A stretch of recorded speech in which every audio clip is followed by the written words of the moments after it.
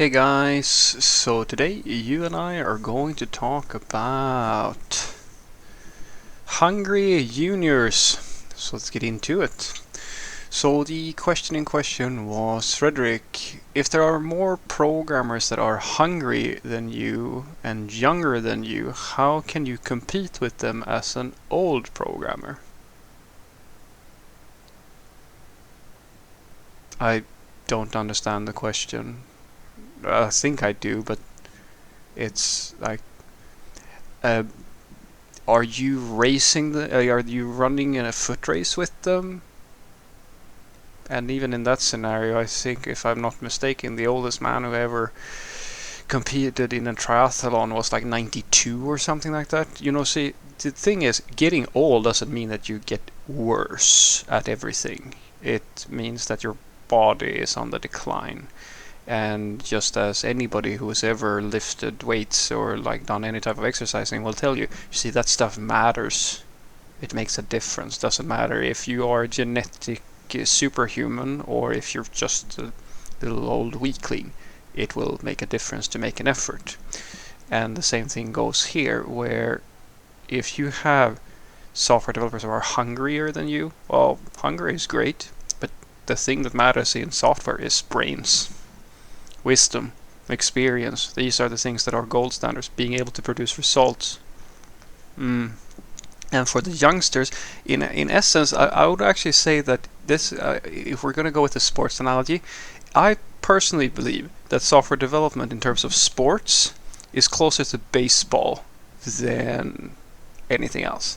Where if you want to be really, really good at baseball or like a pitcher or something like that, this is just like, I know nothing about the sport, but I've heard that the really good ones, like you get really good at that stuff usually later in your in your life. It's not that often that you have like a really good form when you're a pitcher or something like that when you're like 19, but maybe when you're closing into middle aged or things like that, that's when you actually get really good. And software development is literally the same thing, because it is an experience game, my friend, and just because you're getting old doesn't mean that you're getting stupid.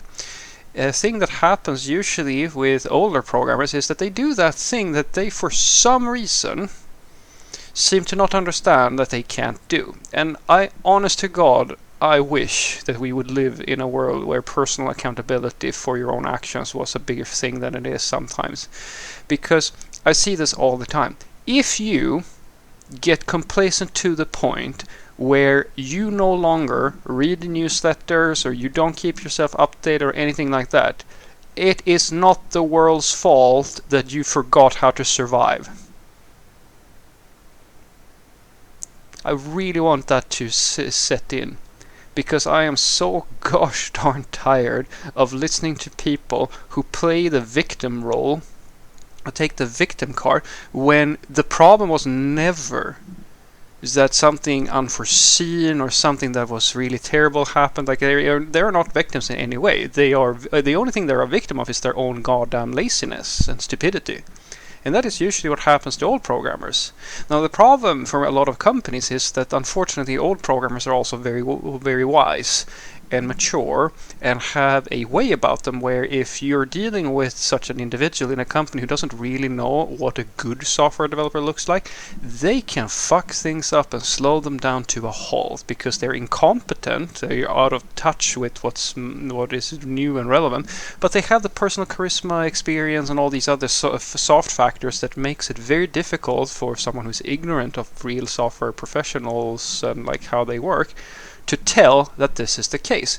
So these people usually kind of just ride out in usually a large company or something like that. They ride out their retirement until retirement and slow everybody down, makes everything harder, makes everything more difficult, because they've already established themselves as the alpha dog in the pack. So how to compete with juniors? It's actually really, really simple, my friend.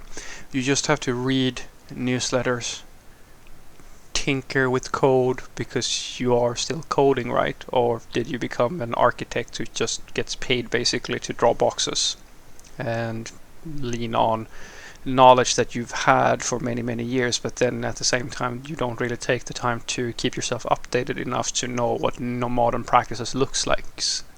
And see, this is the game that you are signing up for when you become a software developer. And I personally believe that, well, I'm not for the death penalty in all circumstances, but this is one of those cases where I might, so many people would be so happy to hear that I'm never probably going to get political power, because these sorts of people that would not like to have me on the reins, because I do not respect, and I do not accept the argument that some people make where where they, as I said, they seem to forget where their value is coming from and what responsibilities they have towards everybody else, because we are so good at figuring out what everybody else owes us that we don't really think about what we owe everybody else.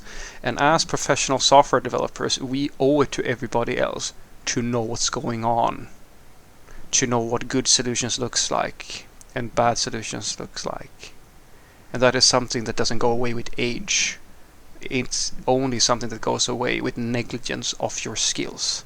It's just as a football player who starts eating junk food and starts drinking beer and doesn't come to practice and stuff like that, and then gets kicked off the team, and for some reason that's unfair. And I go, are you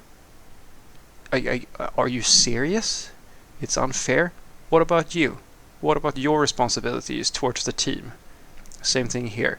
If you are an architect, or if you are like an older programmer and you find that it's hard for you to keep up with the juniors, then maybe it's time to retire or pick a profession where the requirements on you are even lighter than they are now, because you have clearly forgotten that when you became a software developer, you sort of signed up for lifelong learning. And there are jobs where you don't have to learn a damn thing after your first week.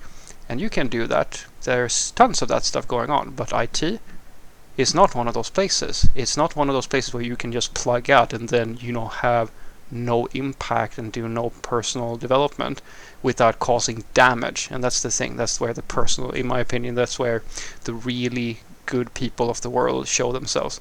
These are the people who understand that there are people who depend on that I do certain things, and that I do that I have responsibilities, not just to my family, not just to my friends, but to people in society, to people, customers, to everybody. Like, they feel accountable to do a good job. These people are good people. We should keep them around. And the rest of you, please, fuck the hell off. You can go and die in a corner for all I care. So what I want you to take away from this is that I don't see any reason why a younger software developer is going to be a threat to an older one, because experience is the key factor in how well you do in software development. And that experience is something that you keep on addressing, because as software continues developing, you have to keep up with the times. That doesn't mean that you have to run to every conference or anything like that, but if you have a bunch of junior level software developers or younger software developers who can come in and basically put you in your place because they know things that you don't know, then you are the problem. They are not. You should, since you have been around for longer than they, know everything basically, or a lot of the stuff that they are talking about, you should already be aware of. And you probably should know things that they haven't even seen, because you've been around for longer than they have. And that is the game. You sign up for being a lifelong learner when you become a software developer.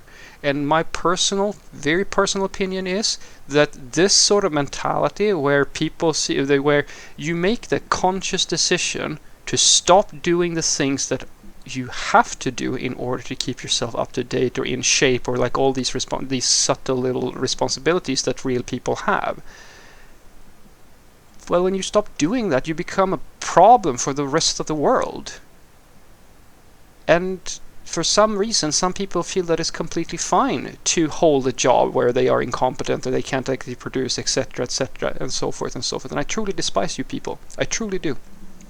Because if we're ever going to solve all the issues that we have, we have to have more people who actually know what it means to have a greater responsibility to everybody around them, and not just think about themselves, not just about like the things that are interesting to them, but to actually feel accountable to do a good job, regardless of if that means picking up litter in the streets or helping an elderly lady, or making sure that you are competent enough to keep up with what's important for your company and your business to succeed.